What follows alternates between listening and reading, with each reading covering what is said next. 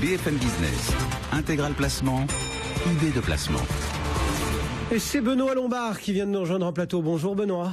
Bonjour. Associé gérant de Vitam, régulièrement vous nous permettez de mieux comprendre bon nombre des grandes données de la gestion de patrimoine. Et aujourd'hui vous nous emmenez dans ce que vous avez choisi d'appeler, de baptiser le dédale fiscal des dirigeants de PME. C'est ça, c'est vraiment...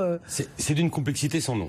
Je voudrais rappeler, pour commencer, qu'il y a le Small Business Act qui était une volonté de la Commission européenne en 2008 de favoriser la croissance et le cadre économique dans lequel les entreprises, les PME notamment, pouvaient prospérer. Nous, on a mis en France... toujours non, on l'attend. Alors, à un horizon 2015-2020, c'était évidemment aider ces PME. Nous, on a mis la vitesse supérieure, on a accéléré sur la fiscalité avec une instabilité qui fait que, effectivement, pour les dirigeants de PME, et on va se concentrer sur eux, PME ou TPE, eh bien, c'est d'une complexité sans nom et on manque de lisibilité, de stabilité. Bon, alors, il y a quoi? Il y a la taxation des revenus, c'est ça? Déjà, on va... Déjà, alors on a le patron d'une PME, il va dire comment je me paye? Alors, est-ce que je suis gérant de SARL, donc travailleur non salarié, le fameux article 62 du Code général des impôts, ou est-ce que je suis salarié? Déjà, il va choisir le statut de non salarié parce que fiscalement, c'est plus agréable. Et après, il va se dire est-ce que je me paye en salaire, en rémunération, en gérance, ou est-ce que je me verse des dividendes? Et puis, il se payerait beaucoup en dividendes parce qu'il y a une fiscalité qui était plutôt sympa. Alors là, le fisc est arrivé et puis il a dit maintenant, sur tous les dividendes, il y a 10%, au-delà de 10% de la valeur des titres, de la valorisation des titres, donc tels qu'ils sont valorisés dans le livre de l'entreprise, eh bien, il y a assujettissement aux cotisations sociales. Donc, il n'arbitre plus pour les dividendes. Et mieux vaut maintenant se payer en tant que gérant plutôt que salarié ou plutôt que d'avoir des dividendes, puisque aujourd'hui, il n'y a plus de taux forfaitaire, mais bien évidemment, on intègre les dividendes au barème progressif de l'impôt sur le revenu qui, on le sait, aujourd'hui est à 45%, sans compter la contribution exceptionnelle sur les revenus. Donc là, on était sur la piste, on a déjà 2-3 sorties, enfin 2-3 options qui se sont présentées devant nous, et derrière... On a, dans le cadre de session, c'est ça ? On a une vraie problématique. Je vous rappelle que dans l'Europe, il y a 21 millions de PME, il y a 58% de la valeur ajoutée européenne, de la richesse générée, c'est les PME, et que ça représente à peu près 85% de la création nette d'emplois. Donc c'est un tissu important. Puis je rappelle un autre chiffre aussi qui est assez problématique, c'est qu'on a plus de 20% de nos PME en France qui sont pilotées par des dirigeants qui ont plus de 60 ans. On verra pourquoi juste après. Donc, à un moment donné, il faut passer la main. Parce que, en même temps, on sait que plus on vieillit, moins la rentabilité économique de l'entreprise est bonne. Et ce qu'on peut comprendre aisément, puisqu'il y a un moment donné où on espère se reposer plus que se tuer à la tâche, si je puis dire. Bon. Et donc, c'est votre cas dans la session. Alors là, c'est formidable, puisque vous savez que le candidat Hollande a appliqué son programme dès 2013, où on a une fiscalité des plus-values de cession de titres de sociétés soumises à l'IS qui doit être taxée comme les revenus du travail, donc revenus de capital taxés comme les revenus du travail. Les pigeons et autres volatiles sont arrivés en 2012, levée de bouclier, et puis on a mis tout un tas d'abattements. Ce qui fait qu'aujourd'hui, pour un dirigeant de PME, il y a 7 possibilités de taxation différentes selon la date à laquelle il tient les titres, selon sa situation, selon l'âge de la PME, bref, c'est incompréhensible, ce n'est pas lisible. Ce qui fait qu'on a des taux qui vont de 23 à plus de 60% quand même.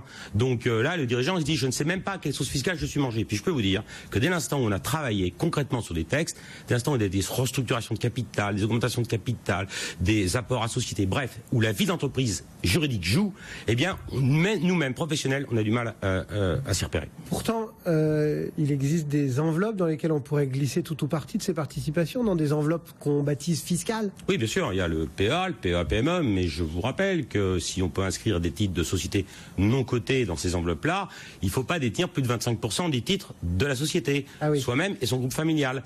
Alors, c'est pas bon pour les dirigeants d'entreprise, ça peut être intéressant pour les membres de sa famille, mais si à un moment donné, parce qu'il y a une augmentation de capital à laquelle ils ne participent pas, ou parce qu'il y a une réduction de capital à laquelle ils participent, ils excèdent ce seuil de 25%, ça fait sauter le PEA, et là on est taxé sur un actif qu'on n'a pas vendu. Donc on ne va pas jouer. Et puis il y a la loi Macron, avec les titres non cotés qu'on peut inscrire dans des contrats d'assurance vie. Mais je vous rappelle que c'est uniquement par le biais de fonds communs de placement à risque que les modalités techniques arrivent et que ce n'est pas du tout adapté au cadre du dirigeant d'entreprise. Donc on exite, si je puis dire, les enveloppes fiscales qui sont susceptibles de générer un attrait. Voilà une bonne partie du labyrinthe qui est assez aisément décrite. Et encore, on n'a parlé que de la question des revenus.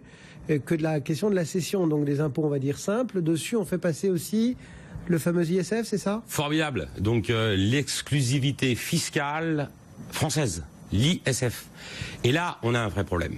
Parce que, bien sûr, nos dirigeants d'entreprise... d'entreprise... que les biens professionnels n'étaient pas taxés? Bien sûr, mais là, on est en train de parler de cession. Ah oui, donc, s'il va vendre, le produit de la cession va être taxable l'ISF, dont on connaît le taux marginal à 1,5, tandis qu'on a des taux d'intérêt négatifs. Donc, il faut prendre un risque pour payer un impôt. On en a déjà parlé à cette antenne plusieurs fois. Donc, la problématique, elle est la suivante. Soit il vend... Et il est taxé, supposons, aux alentours de 30%, parce qu'on arrive à peu près à avoir ce régime de taxation si jamais on détient les titres depuis longtemps. Le produit de la cession, eh bien, alors il paye un impôt, le produit de la cession va être réinvesti ou à titre personnel, et auquel cas il perd à l'ISF, ou dans des PME, et depuis 2003, depuis la loi Dutreil, les titres de PME qui sont émis et auxquels une personne physique participe sont exonérés de l'assiette d'imposition de l'ISF. Soit... il dit non, je n'ai pas envie de payer parce que je veux réinvestir le produit de la cession dans d'autres entreprises. Et là, il apporte à une société holding qui elle-même revend et il a 2 ans pour investir plus de 50% du produit de la cession dans des PME et auquel cas il est exonéré. Mais il est exonéré d'impôt sur le revenu, mais pas à l'ISF. Et donc, ou il optimise son ISF ou il optimise son IR. Il y a de quoi devenir... il y a des choix à faire. Et c'est ça qui est dramatique, si je puis dire. C'est que ces choix qui sont à faire sont contre-productifs. Parce qu'au final, on ne joue pas pour essayer de créer de la valeur, mais on joue pour essayer de diminuer l'impôt. Ça veut dire qu'il existe quand même des stratégies où on va cumuler tous les avantages de l'IR, on va dire, tout ce qui est mutation, de tout ce qui est ISF. Voilà, on peut il y a 43 000, après le... Il y a 43 000 contribuables qui ont pensé, millionnaires. C'est tous ceux qui sont partis à l'étranger. Sur 323 000 contribuables partis à l'étranger, c'est pas moi qui le dis, c'est une analyse du New York WEF qui a publié en 2014. 323 000 millionnaires, 43 000 à l'étranger. Ils ont compris. Donc pour les rester en France, je pense qu'il faut essayer de simplifier. Première chose, première mesure, casser ce système abracadabrandesque de fiscalité des plus-values de cession et mettre un taux forfaitaire comme auparavant, comme avant 2012. Deuxième chose, deuxième piste, virer l'ISF. Enfin, on est les seuls dans le monde à l'avoir. C'est un impôt rédhibitoire à tel point que les impatriés qui viennent en France, ils n'en payent pas. Pour attirer les talents, on leur dit, venez en France, vous ne paierez pas d'ISF. Et nous, les contribuables français, on le paye. Donc il faut ôter l'ISF. Et puis bien sûr, donner de la stabilité fiscale, donner un cadre fiscal au moins quinquennal qui puisse nous permettre d'avoir cette lisibilité. Et bien évidemment aussi, mais ça existe dans la loi de finances cette année, une bonne nouvelle. Donc Manuel Valls l'avait annoncé, on commentait ici à cette antenne le 6 juillet dernier, la diminution du taux de l'IS, on devrait passer de 33 à 28% au moins sur les premiers bénéfices. Ça va se faire par étapes. Hein. Ça va se faire par étapes. Donc un peu de piste de simplicité, de lisibilité. Merci beaucoup. Benoît Lombard, donc comme guide, comme fil d'Ariane dans ce labyrinthe. Merci Benoît pour Vitam. On vous retrouvera bien sûr notamment à Patrimonia. Vous nous accompagnerez avec grand plaisir. Convention de la gestion de patrimoine. Ce sera dans moins de 3 semaines. Patrimonia, Intégral Placement et Intégral Bourse seront mobilisés sur place avec 2 éditions spéciales les 29 et 30 septembre. Évidemment, on sera au rendez-vous au contact des conseillers en gestion de patrimoine et de ces nouvelles tendances dans l'univers des placements. Le CAC 40 perd 0,1% actuellement, 4435 points.